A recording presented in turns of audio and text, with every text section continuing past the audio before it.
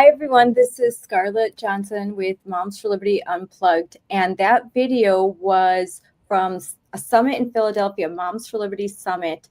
And those were trans protesters that were outside of our hotel pretty much all day, all night. And it's an example of how insane what we're going to talk about is that we were just moms, just regular moms, many who had brought their kids. Some of them were really little, and that we were protested in that way. It was bizarre. And what became interesting is all the people around us, the police, the hotel staff, everyone we encountered, they were like, I've heard a lot of things about Moms for Liberty, but you're not a hate group. Like, what you're fighting for is normal. We don't want boys in our girls' bathrooms or our girls' locker rooms. We don't want little kids to learn about all of these gender identities and be brainwashed. And we don't want boys in girls' sports. And Title IX is back again. Not that it has gone away over the last 4 years, but it is a huge issue front and center, because the Trump administration and the Department of Education had declared June Title IX month. Title IX was signed on June 23rd, 1972. And that falls in line perfectly with Moms for Liberty, who we have declared June Parental Rights Month, because on June 1st, 1925, a Supreme Court decision affirmed the fundamental right of a parent to direct the education and upbringing of their children over the state. So I am with Kaitlyn Wheeler, and I'm going to just take down this. I always forget to take this down. So Kaitlyn, I'm so excited to talk to you. A young woman, you've been fighting on the front lines of this issue. And I'm going to let you kind of tell your story. If folks don't know, you competed with Riley Gaines. You were on the same team, right?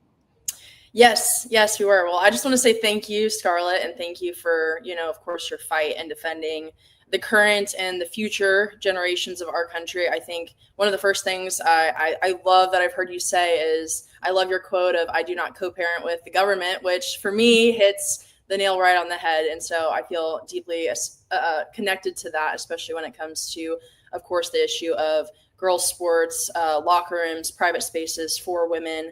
The government has no business overriding common sense and parental rights. And we both know that this fight is way bigger than just sports or schools. It's about truth. It's about boundaries, and it's about protecting kids from these radical agendas that treat them like political pawns. And the video you played, it's so ironic, this group that claims to be the group of love, inclusion, and tolerance. Well, I would love to play that clip every single time anyone wants to throw one of those words at us, because they are the exact opposite of loving and inclusive and tolerant and accepting. It's the quite opposite effect that I've received when I've gone out to college campuses and shared my story. Any young girl who has, who has had to stand up on this issue has seen that is not the message that they receive from the same group. So I just applaud you and thank you for your stance, and of course, having me on. My journey to this point has, started with my sport. Of course, I grew up swimming, started when I was 4 years old, loved it. I loved the water and the competitive edge in the water and racing. I made it an early goal of mine that I wanted to swim in college and, of course, get to the highest possible level in my sport. And I was fortunate enough to go to the University of Kentucky, where I was teammates with Riley Gaines, who, of course, is kind of, spearheaded the women's sports advocacy issue, and, of course, shared a lot of her story of what we experienced at the 2022 NCAA championships, where we were not only forced to compete against, but change in the locker room with a male. Ironically enough, you mentioned Title IX.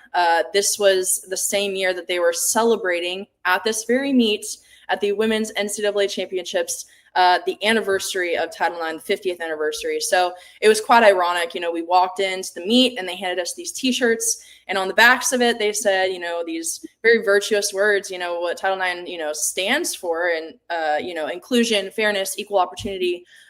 It was just so ironic that at that very same meet, they were doing quite the opposite of protecting girls and standing up for, the integrity of Title IX.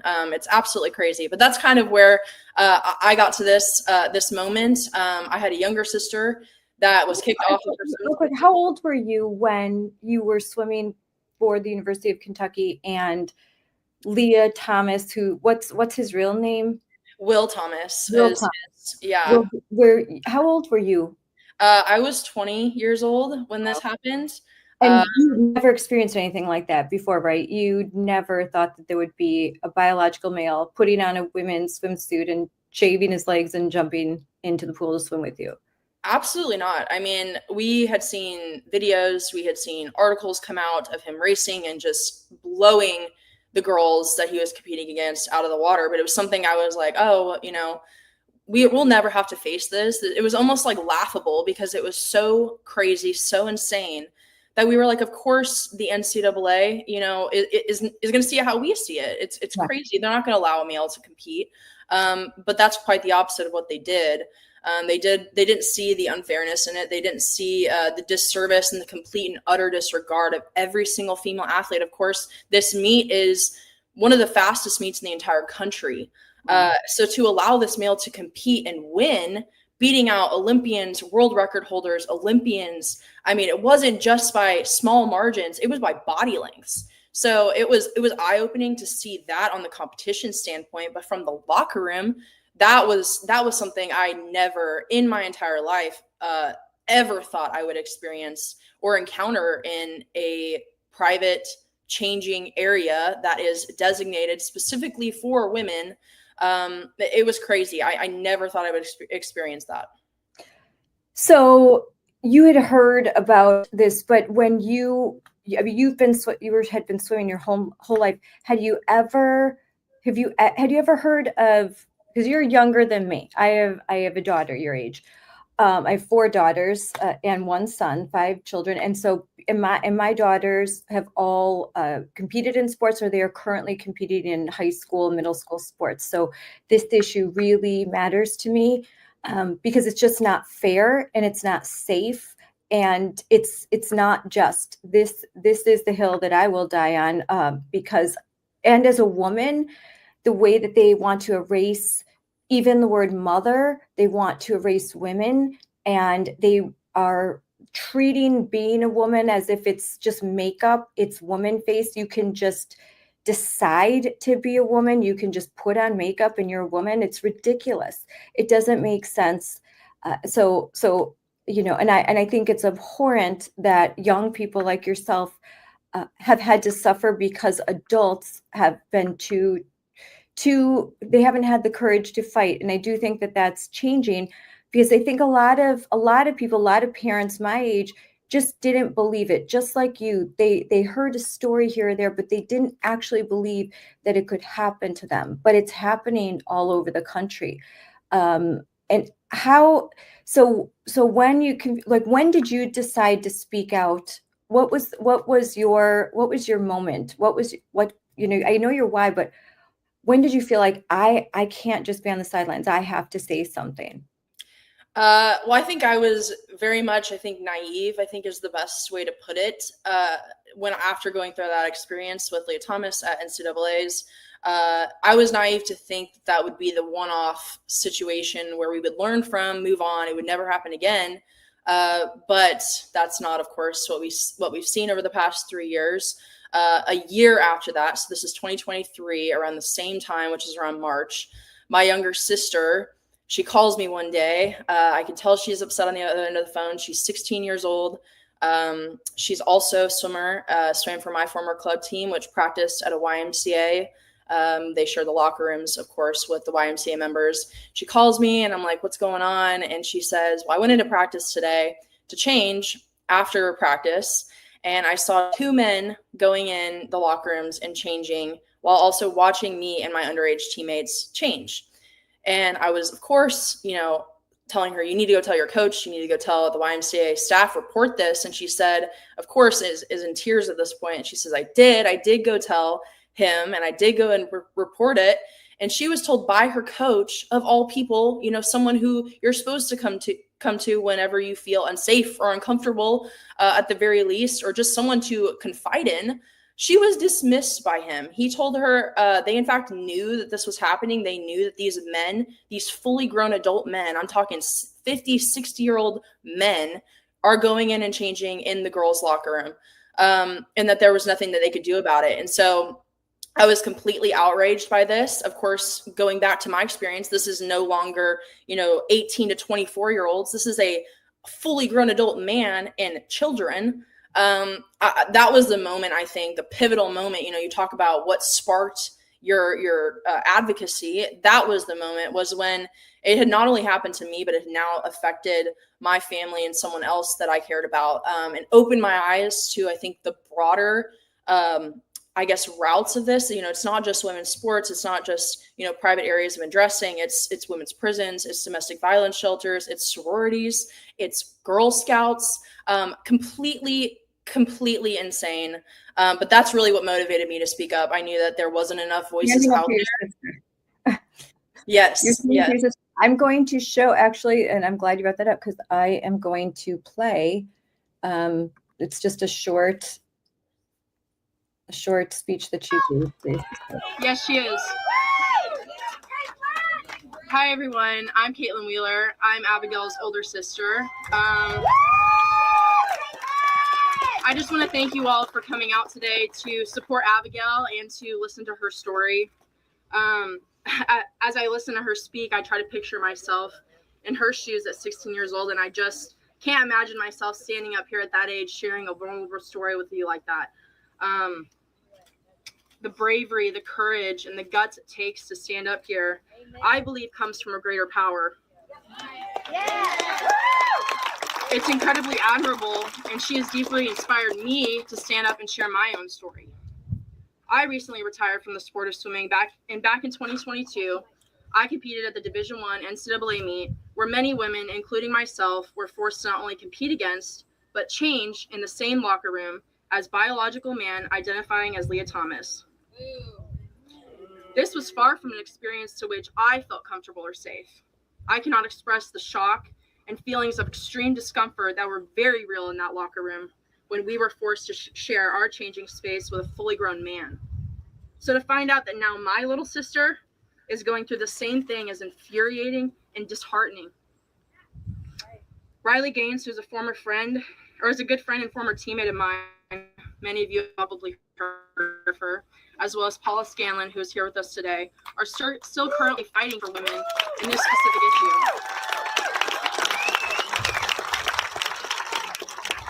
She encourages people to take a stand and speak out. We need more people to take a stand. Women have been told to stay silent, but we mustn't stay silent. We must speak and speak loudly. Great, that awesome, and I love the shirts. Abigail's Army; those are amazing, and I love Paula too. I've been at many events with her. She's great. I love you girls, but I love, because again, like I have 4 daughters. I love that you spoke out and you came and stood up for your sister, and when you realized this, okay, like maybe I can suck it up. I'm in college. This stinks.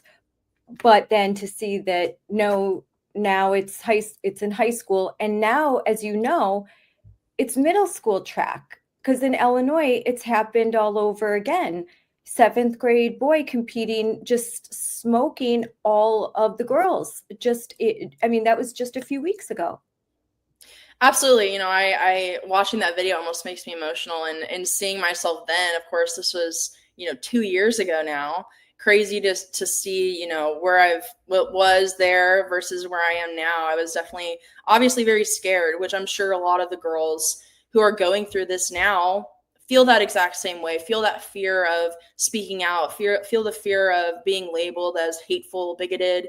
That was something we were told in college is, you can't say anything, just be loving, be accepting of this person and be respectful. But I realized through all of that you can be loving and you can be respectful, but you can still do those things and still simultaneously tell the truth and stand for what you believe in. And so I also learned that it's not loving to tell someone that they are something that they are not.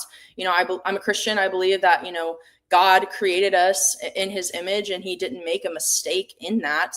And so I wouldn't lie to someone. That is the opposite of love. It's hateful in my eyes. And so I think this journey really has taught me a lot. It's helped me find my voice. It's helped me become a stronger person, not just in this issue, but in several other issues that I can now firmly stand up for and feel, encouraged by that. That's something I tell girls when they're going through that process that, Riley, Paula, myself have all been through.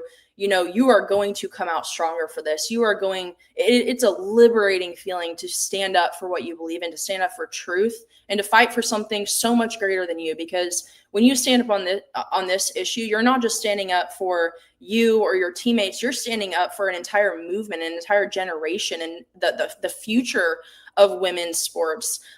It's something that is really special to be a part of. It's unfortunate, of course, that the female athletes are having to do the jobs of our leaders who are failing at their jobs. But it's, of course, been the most effective way. And I've been so inspired. It's inspiring to do what we do and see these young girls, of course, being so brave, like my younger sister was, to stand up and share their stories. So it's a rewarding journey for sure. I'll tell you, Don't Rock the Boat loses in every history book ever. Don't use my name because I might lose my job or because some people might not like me. Loses in every history book ever. Standing up is what you have to do. We have to stand up against this. And I know what it's like to be afraid.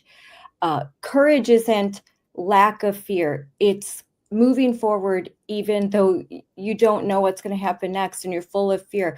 But I agree with you. One thing that I have learned over these last 5 years is that you won't know how strong you are and how much courage you actually have until you just step out and you do the thing that scares you the most.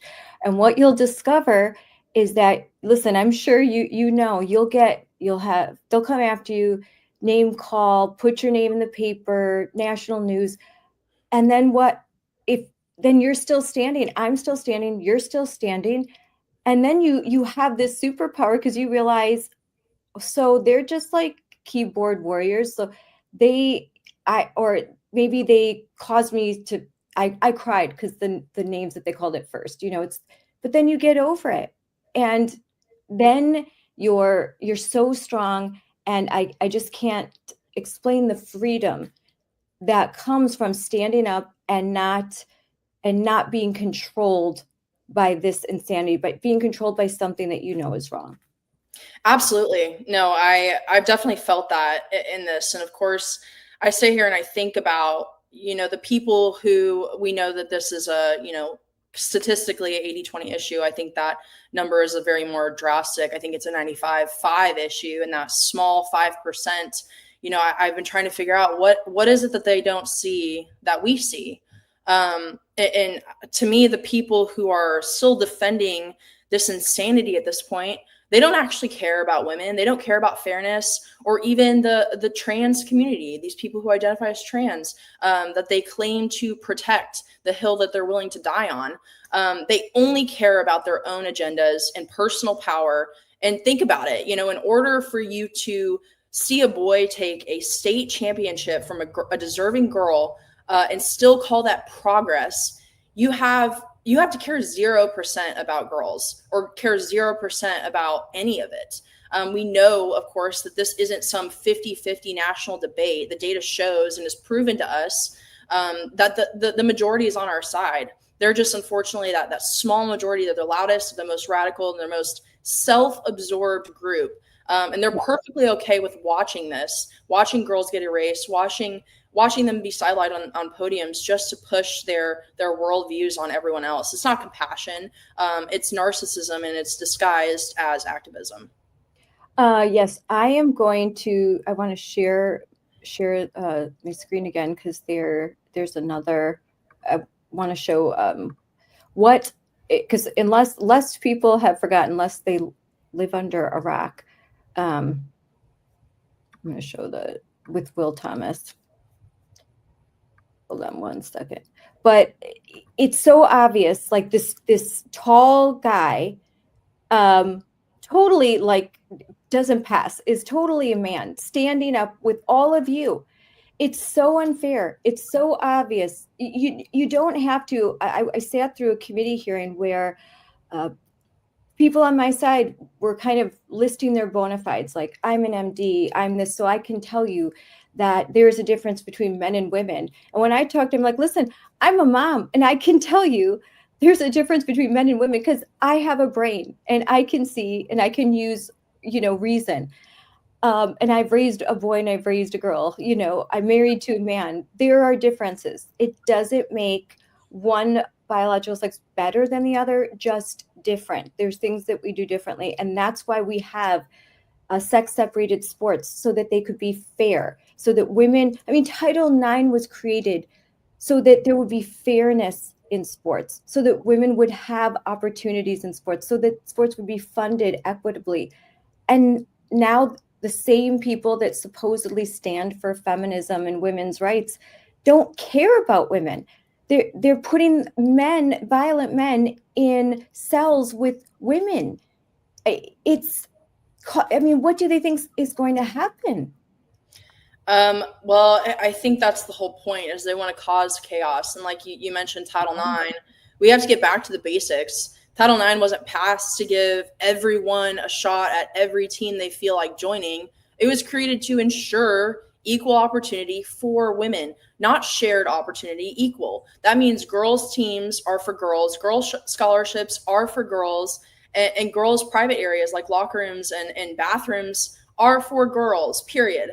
And if you need a hormone chart and preferred pronouns list and a survey about feelings to decide who qualifies for that, who qualifies for a girls' medal, then I'm sorry, you've gone too far. And I think the American people, they voted on that this past November. We saw that this was one of the most voted on issues this past election. People are fed up with the nonsense. They're fed up with being forced to go along with the charade.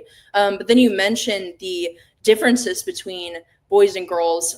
From my own experience, Leah Thomas, it wasn't a lateral movement.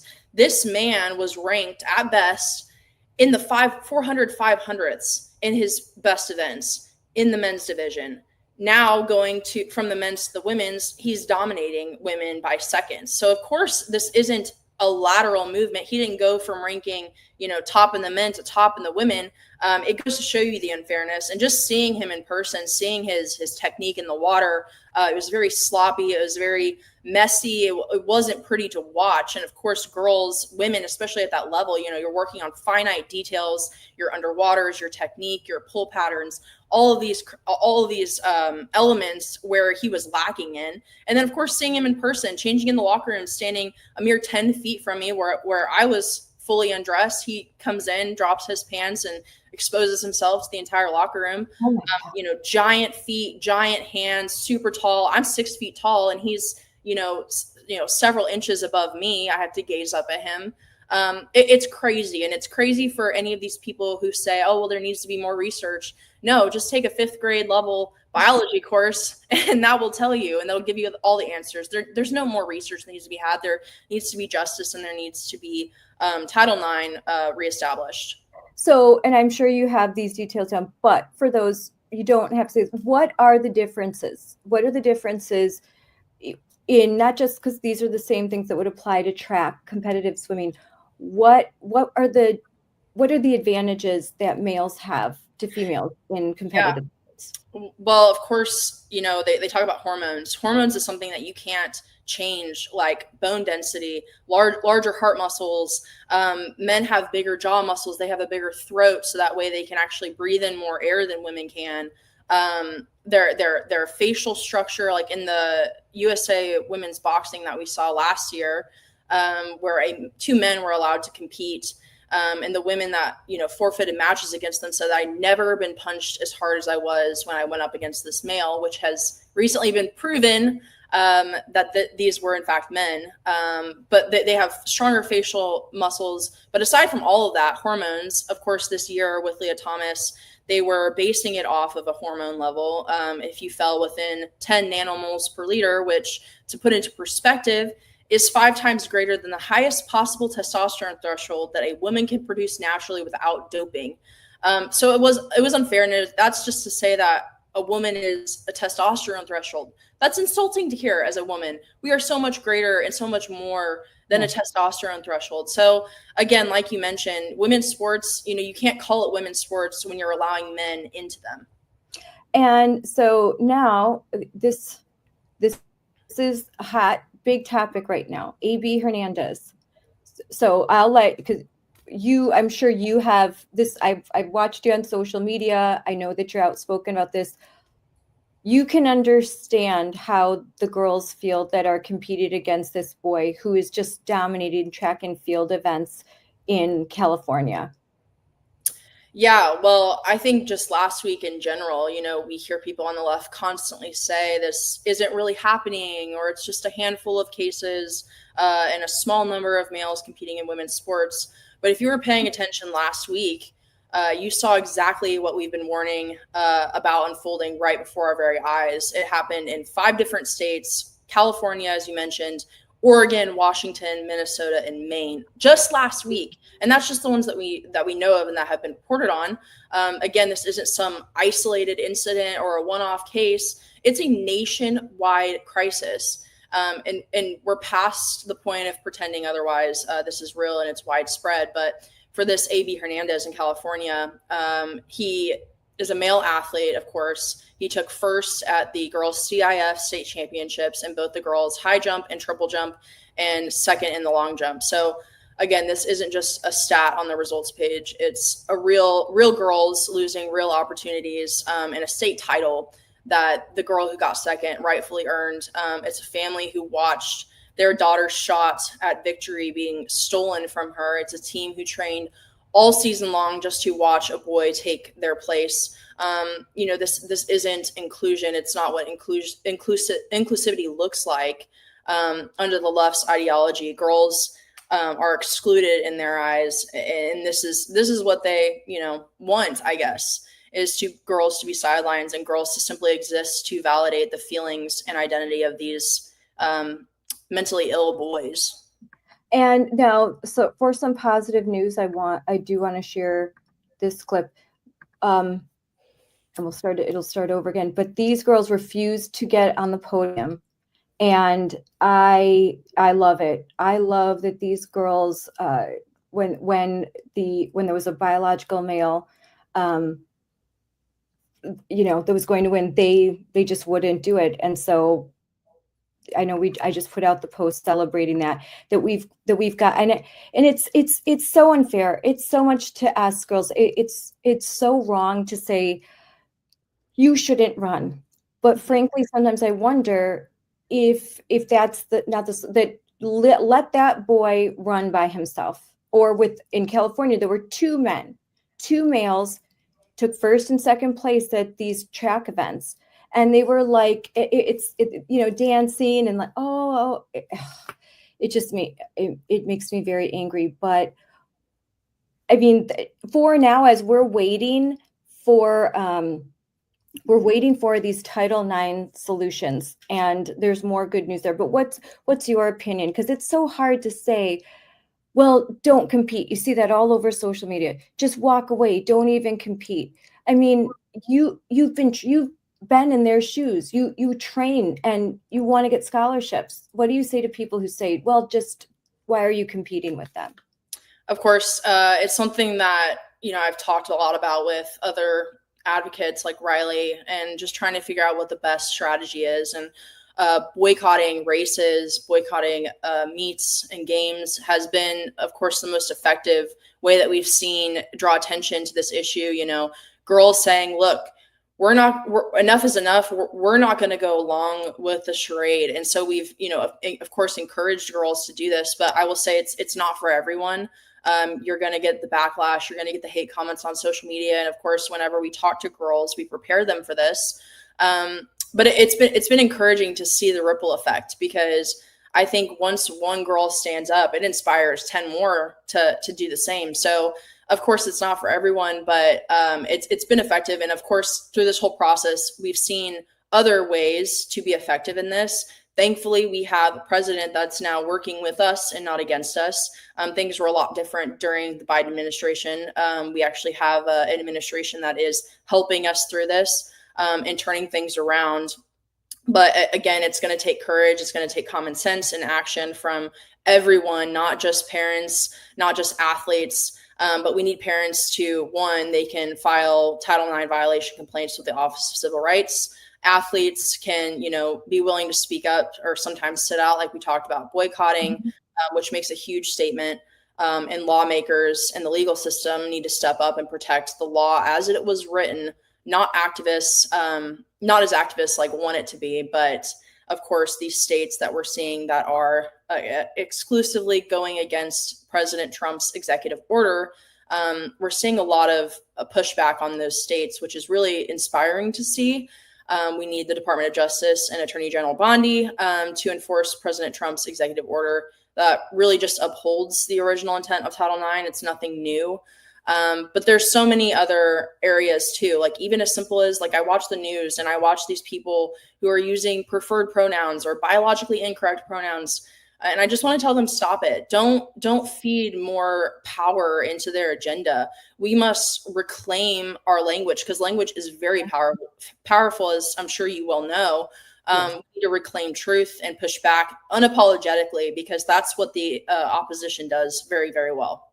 Yes, you have to fight back against the language. Don't use the term gender, use the term sex. That's one thing I had to train myself to do, because at first I would say gender, and it's like, now it's always sex. It's male, female, that's it. There's no such thing as gender. And I put up the good news. So the Office of Civil Rights, under the leadership of Hermit Dillon, has sent out a demand letter to California, the California Interscholastic Federation, saying that they are in violation of the 14th Amendment Equal Protection Clause. And I'm going to read directly from this demand letter. The CIF bylaw 300D requires California public high schools to allow male participation in girls' interscholastic athletics. And that is in direct violation, like I said, of the EPC clause of the 14th Amendment, and knowingly depriving female students of athletic opportunities and benefits on the basis of sex would constitute unconstitutional sex discrimination. And they have until June 9th to become in compliance with current law. And so they're being told their certifications may be sent by electronic mail, and they are due at 950 Pennsylvania Avenue on June 9th. So this is very important, on top of the fact, as I said, that the Secretary of Education, the Office of the Department of Justice, the Office of Civil Rights, and the White House have said they are looking at June as Title IX month. And I hope that this is a really good month with a lot of good news for the girls in America, the girls who are competing, young girls like the daughter of our friend Nicole in Illinois, who were forced to change in front of a biological boy. I mean, not just told to go change, but forced to, as administrators stood by the doors and would not let the girls leave. This is how bad it is. And she's in 7th grade. Yeah, it's heartbreaking. I couldn't imagine being a parent and sending your kid to school And this is, the people that you're entrusting to protect your kids, to teach your kids, to look out for them. This is what they're subjected to in public schools. And honestly, I mean, I was homeschooled all through high school. I don't blame parents for pulling their kids out of schools and homeschooling them. I think COVID was an eye-opening experience for a lot of parents, and realizing what these public schools are actually, not just the way they're treating kids, but what they're teaching kids. They're not teaching, they're indoctrinating kids. And parents, in order to even find out what they're teaching their kids, they had to sue the school districts. And once parents found out, man, a lot of parents pulled their kids out of school. But again, these same people, teachers, public schools, institutions, elected officials, these same people who told us to mask our kids, take an experimental vaccine, and blindly follow government orders, or else, are the exact same ones demanding that we accept these men into our sports, into our bathrooms, into our locker rooms. And when we push back, of course, they're calling us hateful bigots. But the truth is, we know the American people are way smarter than that. They're waking up. I think this past election, we saw that, which was really, truly a breath of fresh air to me, I'm sure to you, and that they're done feeding into the insanity, into the madness, and so am I. So. No, there's a pattern.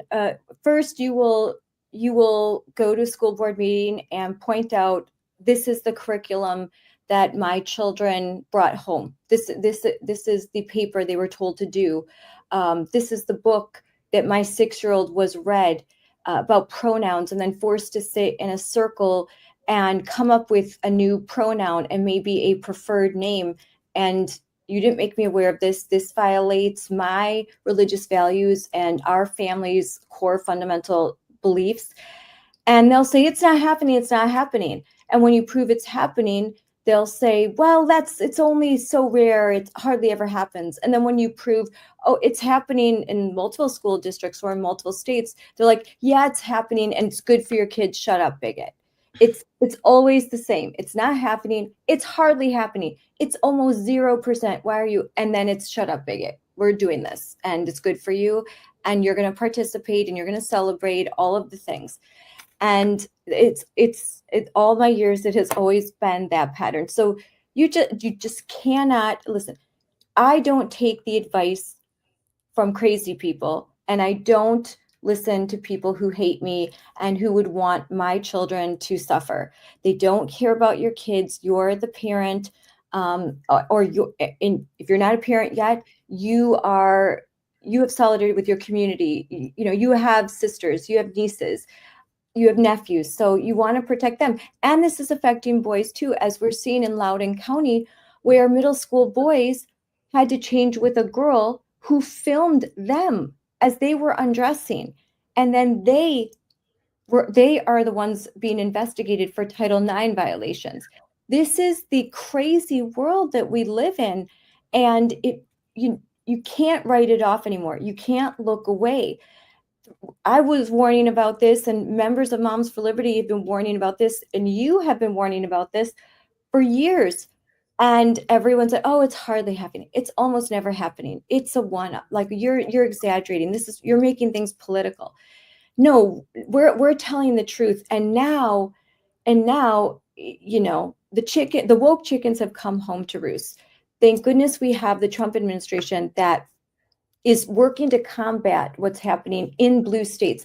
In red states, where you've got a Republican governor and a Republican state house and state senate, a lot of this is getting dealt with pretty quickly, and I'm here for it. I applaud it. But there are blue states in which there's a real fight happening, and it's not going away. No, of course, and that's areas in these states, of course, that are pushing back. I talked to hundreds of people from these states who are reaching out saying, look, help, my state isn't allowing us to comply with this executive order to protect our daughters. What do we do? And I would say, of course, these elected officials, the ones who would sell their souls and vote for whatever keeps them in power, they're not going to stand up for justice or equality. They're standing up for themselves. Yeah. And so I think it's important to, of course, make aware the states, these people who live in these states and their elected officials. Are they voting for the Save Women and Girls in Sports Act? Are they voting to protect your daughters, or are they not? So pay attention when you go to the voting polls, or go to the voting polls, vote.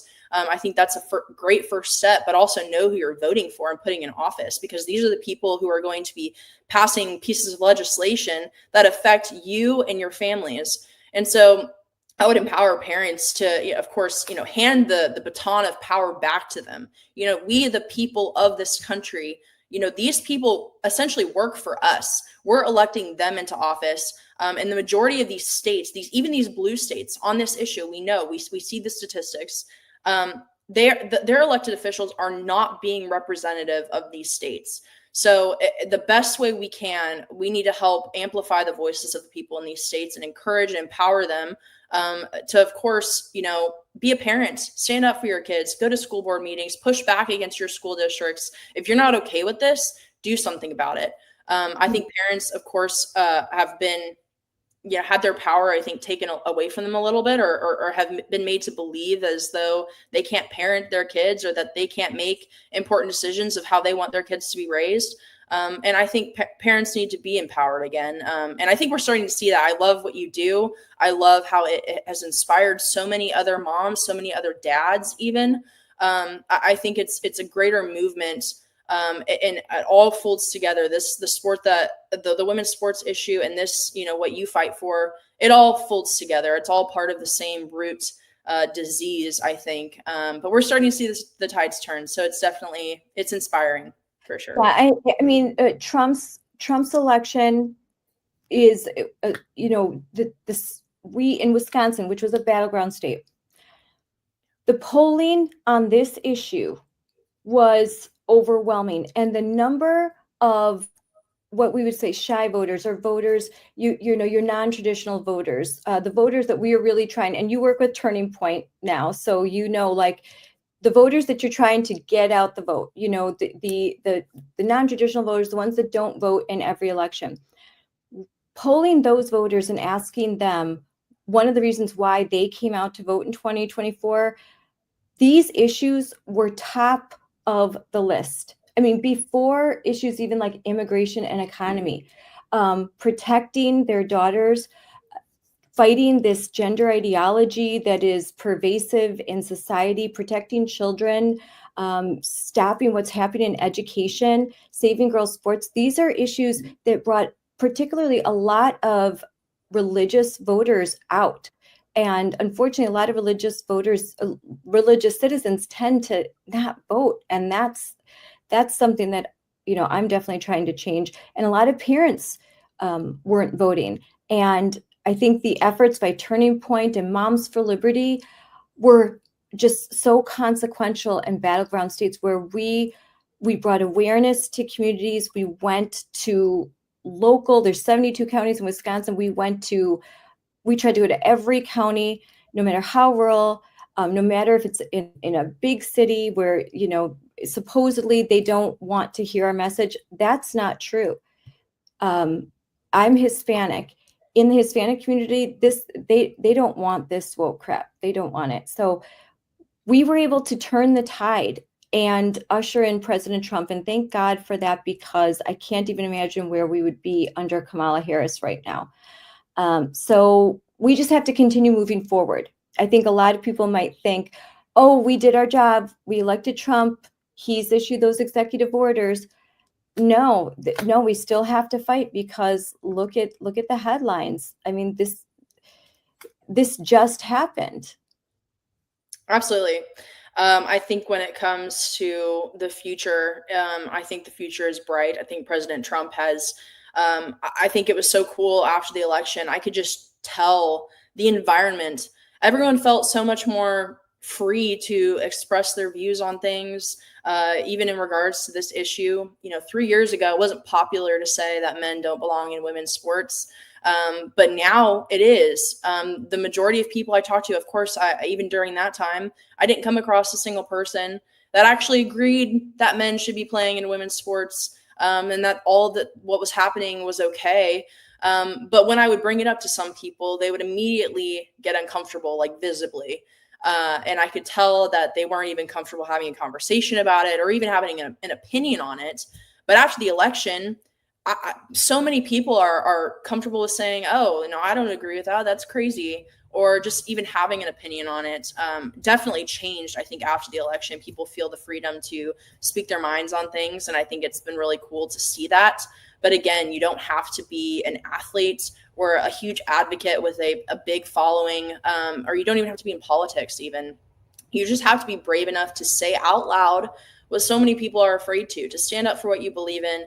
And whether people believe it or not, everyone has a circle of influence. And it just starts by having conversations with those people and starting to, bring up the difficult topics that maybe some people are uncomfortable to talk about. But again, this issue is definitely bright, I think, in the future. And I definitely see it as a winning issue. At least I believe that common sense will prevail in the end. But of course, there's going to be, I'm sure, a long fight till then too. Yes. And this image I love, this was this weekend. And there's so many more like this where parents, grandparents, and community members are going to track events in Washington State, in California, in Oregon, in Illinois, and they are holding up their signs. They are handing out wristbands. They are doing everything they can to show support for biological girls, for actual females, and to fair play for females. And we want, listen, this is always going to be adjudicated in the courts. And there's some big Supreme Court cases that we've just heard. Scarametti, the release of that decision is imminent. That's going to have a big impact on this whole issue. There's Montgomery County, Maryland, because you discussed what's happening in schools, and this all starts in the schools. Well, the Supreme Court is going to decide once again, are they going to reaffirm that parents have the fundamental right and responsibility to raise children, or are they going to allow schools to subversively indoctrinate and brainwash kids and talk about concepts that are age inappropriate and that violate a parent's fundamental beliefs? And that decision is going to be extremely monumental for this country. And when you talked about parents, we are all about parent empowerment, and that's why we love working with Turning Point and with the new your Gen Z, the Gen Z group, because we need to empower young people, empower parents, and then start empowering even the little kids. I love seeing middle school kids. And that just happened in Illinois, where young kids are coming up to speak at board meetings, and they're not just the very sad, mentally unwell, teenage trans identifying kids. There are now more and more kids that are siding with Team Sanity, girls that are saying, I don't want to compete against a boy. Please don't make me do this. I don't want to change in front of a boy. I mean, girls, as teenagers, you barely want to change another girl in front of other girls. You're like changing underneath your shirt and stuff. Like having a male in your private spaces is just terrifying for a lot of girls.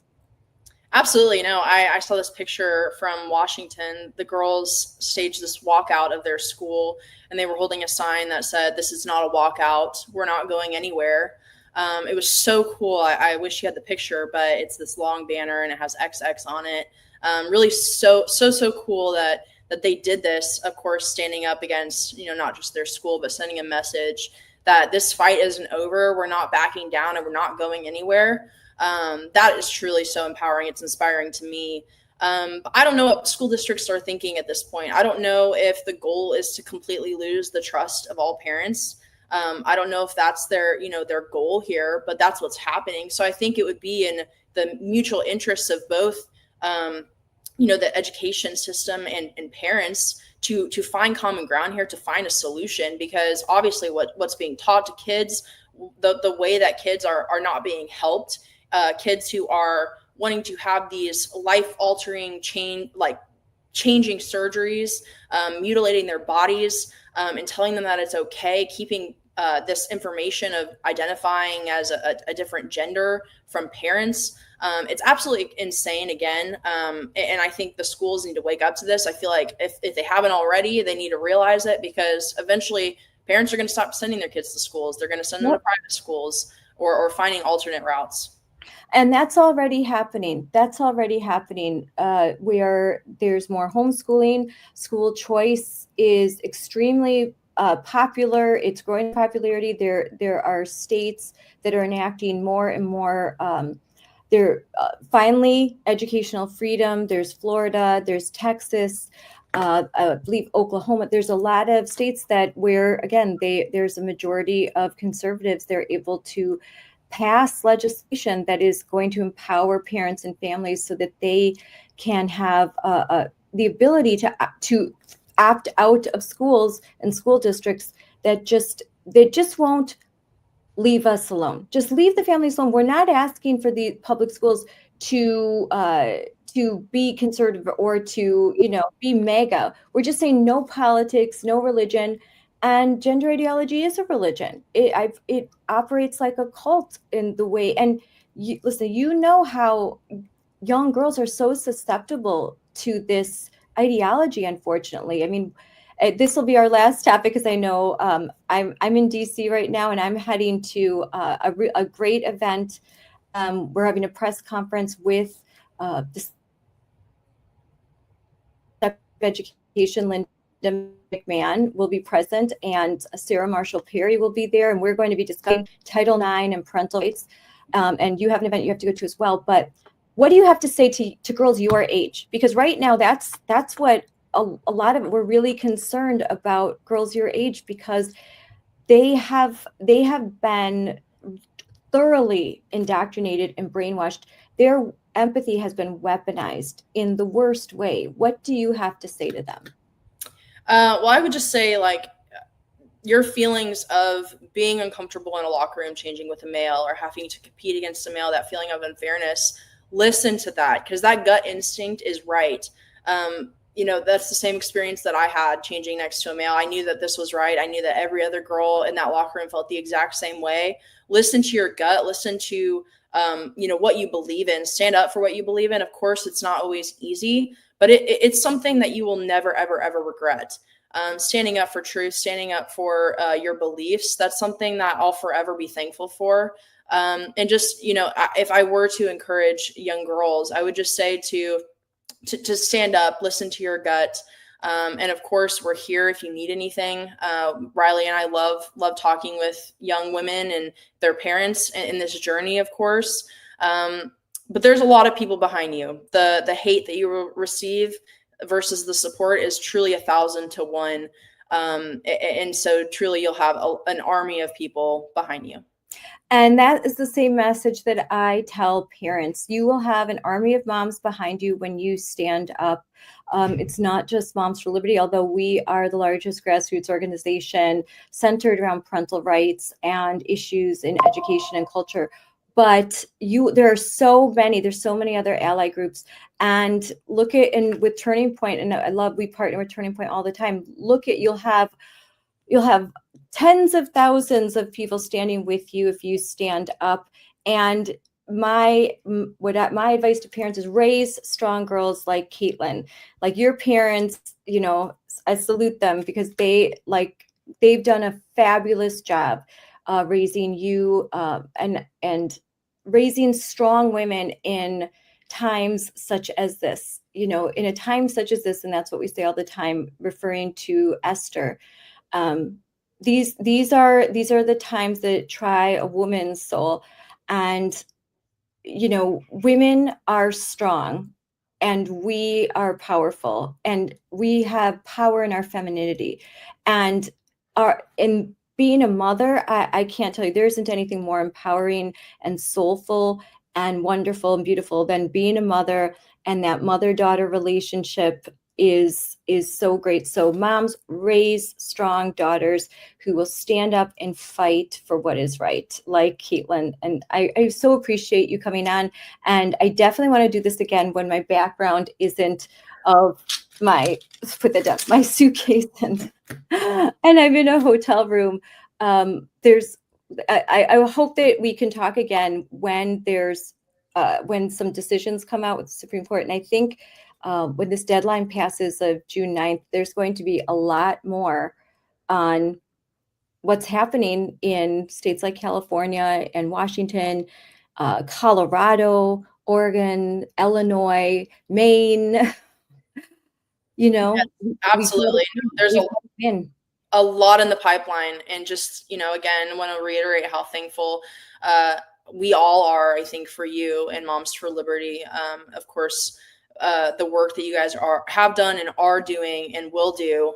Just thankful for you and glad to have organizations like you guys that work together. I think that's something that the left has done always very, very well, is worked in unison and lockstep with one another. And we're finally taking, I think, a page from their book. That's something that we're learning to do, which is really, really awesome and inspiring. So just thank you so much again, and for having me on. Thanks for coming in. I've had this on pretty much the whole time. Follow Kaitlyn. Grow her X account. She has great things to say. And if you, and I know you are willing to talk to groups and girls, so they just have to DM you, right? And you could come, you can arrange something and you could come speak and inspire other families and other parents and other girls. Absolutely. Would love to come to your school or to your college, whatever it looks like, and just help you out along this process. Well, thank you, Kaitlyn, for coming on, and we'll talk again really soon. Thank you. That was amazing. What an amazing young lady. And truly, like I say, like, hats off to her parents. They did a great job. And with Moms for Liberty, we have resources on Title IX that are boundless. And I've been tasked with updating our website, because if you go to our website, we have so much information on Title IX. So if you go to momsforliberty.org, you'll see a plethora of information, and we are going to update that with some of the most recent things that have been happening. You could go to m4lu.org and learn more about gender ideology. We have videos, we have interviews, we have toolkits, so much. If you're interested in starting a chapter in your area, go to momsforliberty.org. And as always, please follow Moms for Liberty on X and all our social media platforms. Super easy. Moms4Liberty. That's our tag. That's our handle on all of our socials. And you will be updated probably more than you want to, because I handle our social media accounts as well as our CEO, Tina Deskovich. And so you will be up to date on what is happening in education, in the arena of parental rights, culture, all of that. And you can always follow me, Scarlett, at Scarlett4Kids. And I talk about these issues and much more. So thank you very much. Thank you all for tuning in. Again, remember, Moms for Liberty, June is Parental Rights Month, and we are celebrating 100 years, the 100-year anniversary of the pivotal and decision Pierce versus the Society of Sisters, again, in which the Supreme Court affirmed what we all know to be true, what is human tradition, what is just, it is foundational to common law. It is just a truth. Parents, not governments. Parents have the responsibility and the right to direct the upbringing, the education of their children. We raise children. Children attend schools. They don't belong to them. Glitter families. The only glitter family I want is when my daughter draws a picture of me and she sprinkles some glitter over it. We're her family. There is no substitute for a mother's love. A mother's love is absolute. A father's love is absolute. And so thank you so much for tuning in.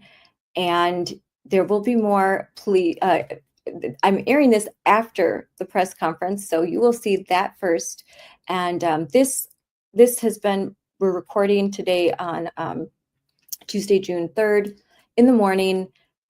So it's going to be a great day today. Fabulous things are happening. I'm so excited about this press conference in which we are going to officially declare June Parental Rights Month in conjunction with the White House and the Department of Education and the President claiming June as Title IX month. What could be better? Like, these two things go together like peanut butter and jelly sandwich, right? So thank you all. Have a well, this is going to air at night, so have a wonderful rest of your night, and tune in, stay tuned.